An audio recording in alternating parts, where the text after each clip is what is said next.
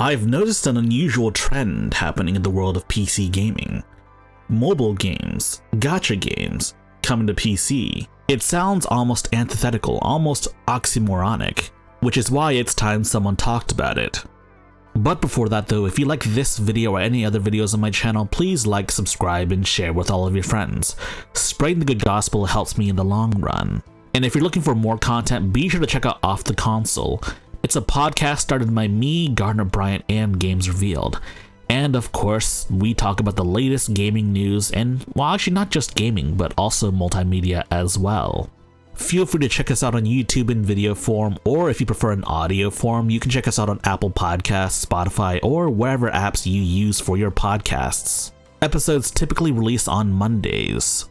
There's always been this huge gulf, this huge chasm between mobile gaming and PC gaming, because on one hand, mobile gaming is made for you playing on like a train or something while you're in Japan. It's made so that you can run it on your phone, and it's made to be played in bite-sized chunks. Got a 15-minute break at work? You can play some mobile games. Whereas in the world of PC gaming is king when it comes to resolution, graphics, frame rate. Basically everything visual, PC gaming excels in, provided you have the hardware. And while we see more and more big franchises coming to mobile, kind of downsized, kind of simplified, made to be played on a touchscreen, the opposite is true too. We're starting to see some of these mobile games come to PC. I'd be hard-pressed to actually want to play Genshin Impact or Zenless Zone Zero on a touchscreen. Those do play better on a controller after all, given their 3D real-time action games. But there are plenty of other games made for your touchscreen, made for your phone. Stuff like this new gacha game I've been playing, Chaos Zero Nightmare. Card games are a good fit for the touchscreen. I mean, look at how many people bought Slay the Spire on Android or iOS. But here's the real kicker. This is a mobile-first game, but it's actually playable on PC by downloading the Stove launcher, which of course also lets you play Smilegate's other games, like Epic 7. And just like how most Fortnite players probably wouldn't prefer playing Fortnite on a phone, it would seem that like most mobile gamers wouldn't want to play their mobile games, their gacha games, on their computers, right? Well, here's the thing though. Playing mobile games on your PC has been around for a pretty long time. A little emulator called BlueStacks existed for a pretty long time.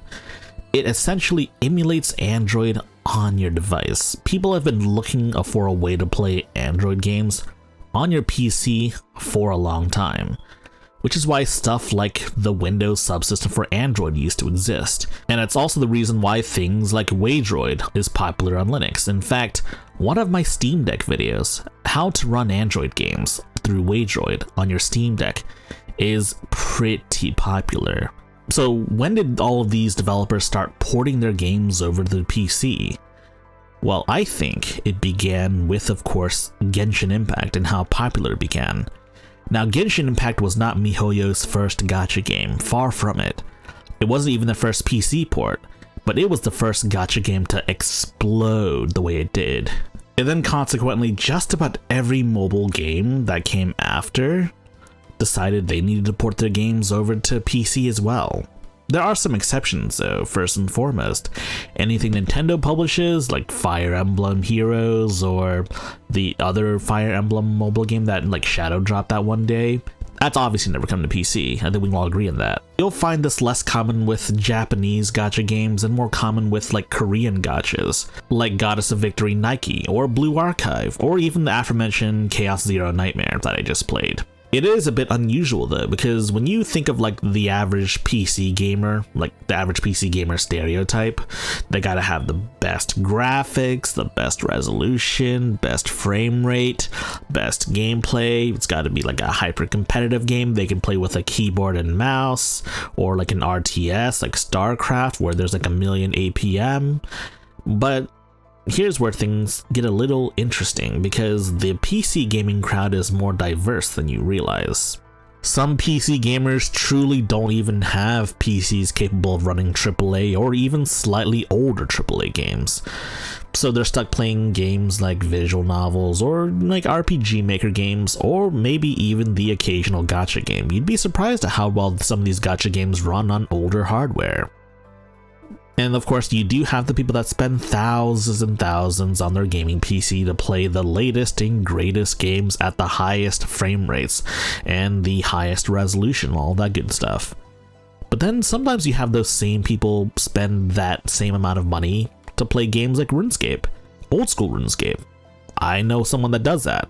My older brother does. So it's not unreasonable to think that a subset of PC gamers are actually secretly playing mobile games on their PC.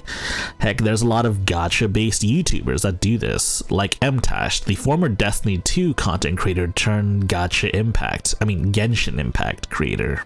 If you're doing content creation for a specific gacha game, then it makes more sense to play on a PC because you can easily record it via OBS. And that's how we got this footage, yes, because I've played the PC version of Chaos Zero Nightmare. And yes, for those wondering, I did try to get Chaos Zero Nightmare to work on Steam Deck. There's just one problem though. The stove launcher that it needs to run the game has a dependency that doesn't really install or play well on Linux or Wine in general, WebView 2.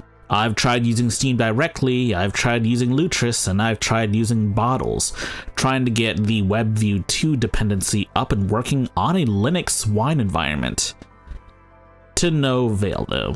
And yes, I've also checked out a couple of threads on Reddit and also just Googled the issue altogether. Maybe someone smarter than me will come around and somehow get WebView 2 installed so that any games or any programs that use it as a dependency will just work. Gacha games can be fun, and they do have a negative connotation for being pay to win, but I never pay to win. I'm always free to play, and I think developers hate me for that. What really matters is you play responsibly, because if you're not playing responsibly, then you kind of just have no self-control. And as we know, gamers are not a very disciplined demographic. But in the future, you'll probably be seeing more and more gacha games come to PC, Steam and or otherwise. I can see why there's a lot of aversion to the whole idea of gacha, but I don't see an issue with it, to be honest. If you like this video, please press the like button and check out our other videos. And if you like those other videos as well, be sure to press the subscribe button and share the good gospel of high-tech lowlife with your friends. Furthermore, we have a community Discord for enlightened individuals such as you. And if you wish to further support high-tech lowlife, be sure to check out our Patreon page. Links in the description.